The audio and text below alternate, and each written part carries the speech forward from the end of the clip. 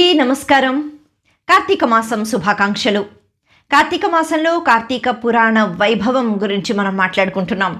కార్తీక మాసంలో ఏకాదశి రోజు అంబరీషుడు అనే మహాభక్తుడు, అంటే కేవలం కార్తీక మాసంలోనే అని కాకుండా ప్రతి మాసంలో వచ్చే ఏకాదశి వ్రతం అన్నది ఆచరిస్తూ, అందులోనూ కార్తీక మాసం అంటే మరీ పుణ్యప్రదమైన తిథులు కాబట్టి అప్పుడు కూడా ఏకాదశి వ్రతాన్ని ఆచరించి ద్వాదశ పారణ చేసినప్పుడు ఒక సంఘటన జరిగింది.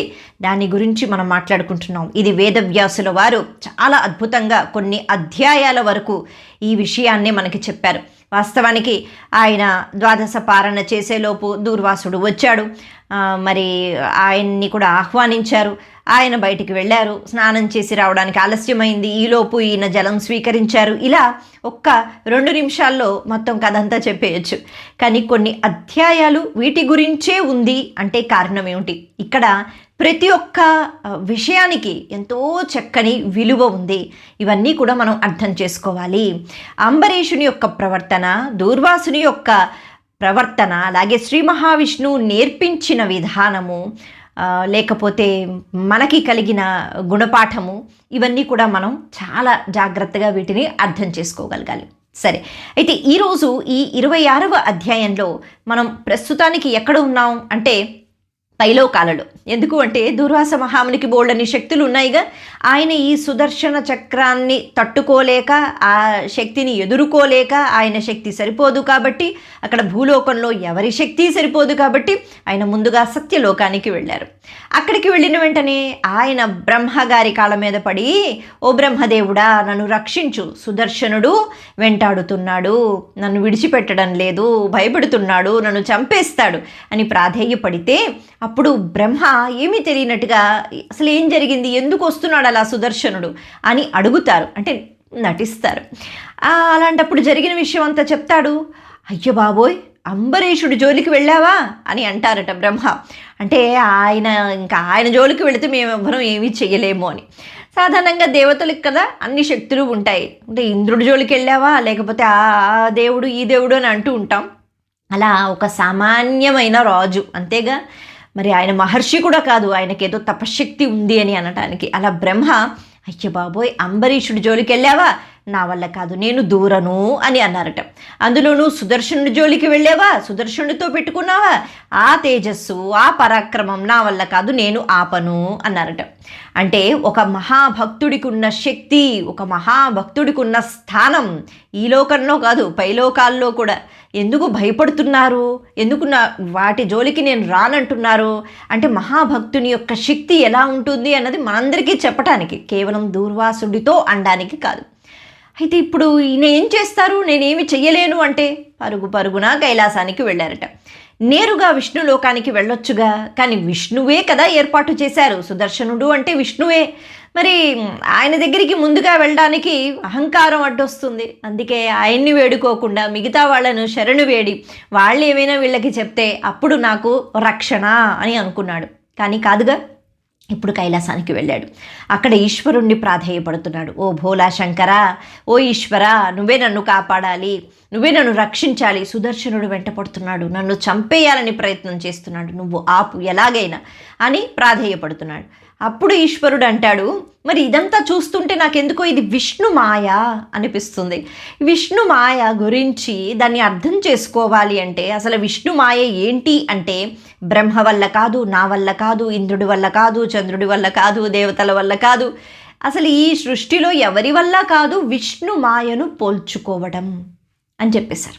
అందుకే ఇది ఒక మాయ. ఇది ఏదైతే జరుగుతుందో అంటే వేరే ఎవరైనా రాక్షసులు వచ్చి నిన్ను చంపుతున్నారా, లేకపోతే ఎవరైనా ఇబ్బంది పెడుతున్నారా, ఖచ్చితంగా నేను దూరుతాను. కానీ ఇప్పుడు నేను ఎలా దూరుతా, ఇది విష్ణుమాయ, ఈ జరుగుతుందంతా విష్ణుమాయ. దాన్ని అర్థం చేసుకోవడం నా వల్ల కాదు. ఆయన వల్ల కాదా, కుదురుతుంది, కానీ గుణపాఠం నేర్పించాలిగా.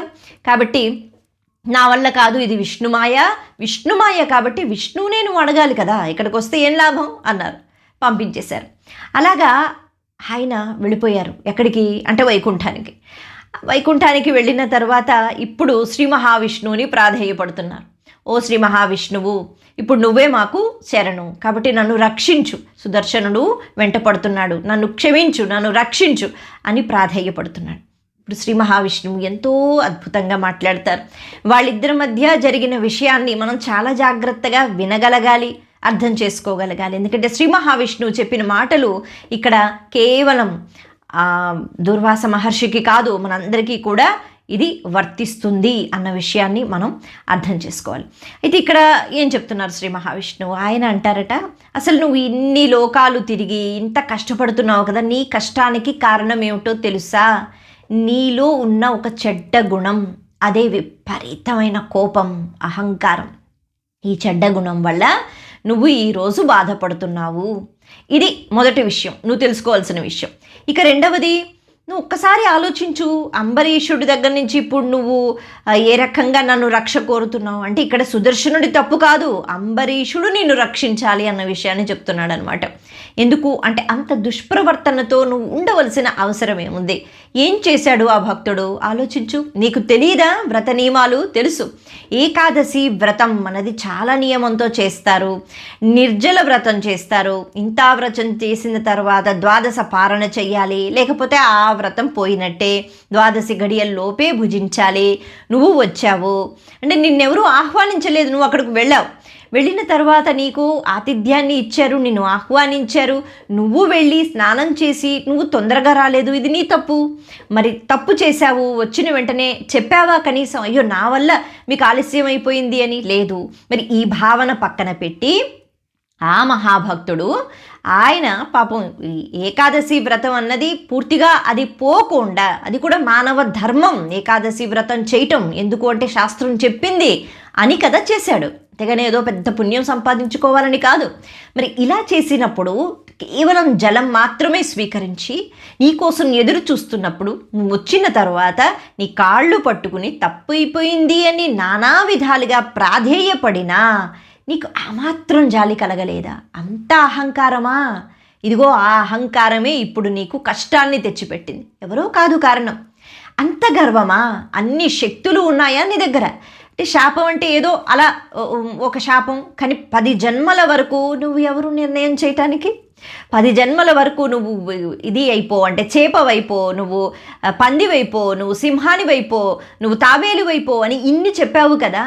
మరి ఇవన్నీ ఎవరు స్వీకరించారో తెలుసా? నేను స్వీకరించాను. ఎందుకు అంటే నేను ఎక్కడుంటానో తెలుసా? నేను అంబరీషుని యొక్క హృదయంలో ఉంటాను. ఎందుకంటే అంతగా నన్ను ఇష్టపడతాడు, అంతగా నన్ను ప్రేమిస్తాడు, సేవిస్తాడు. కాబట్టి నేను ఆయన హృదయంలో ఉన్నాను.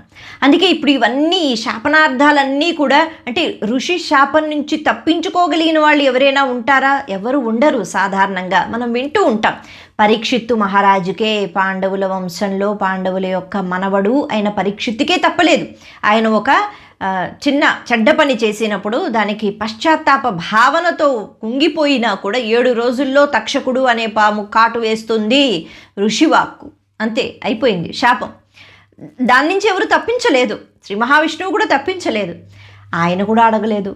అలా ఋషులు శాపం ఇస్తే అది జరిగి తీరుతుంది, కానీ ఈ శాపం మాత్రం అంబరీషుడికి వర్తించదు. ఎందుకు అంటే అవన్నీ నా మీద పడ్డాయి, నేను స్వీకరించాను. కొన్ని కథల్లో వింటూ ఉంటాం కదా, మహాభక్తులు జోలికి వెళితే వాళ్ళని తిట్టినా వాళ్ళని కొట్టినా భగవంతుడు అవన్నీ స్వీకరిస్తూ ఉంటాడని. అది నిజం.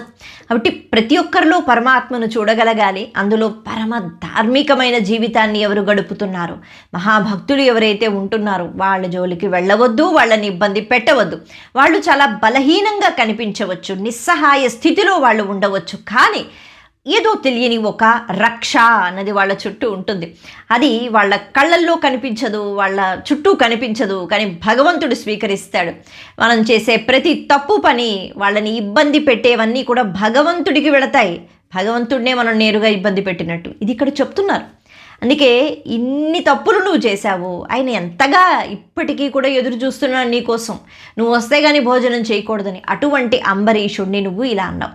పైగా ఏమన్నావు? 10 జన్మల వరకు ఇలా ఇలా ఇలా అవ్వన్నావు కదా. ఇవన్నీ నేను స్వీకరిస్తాను, ఇవన్నీ నేను ఒక్కొక్కసారి ఒక్కొక్క అవతారంగా స్వీకరించి వాటిని నేను రూపుదాలుస్తాను. ఎందుకంటే ఆ శాపాలు నేను పుచ్చుకున్నానంటారు, అవే దశావతారాలు అని చెప్తారు. అంటే కేవలం ఇదే కారణమా అంటే కాదు.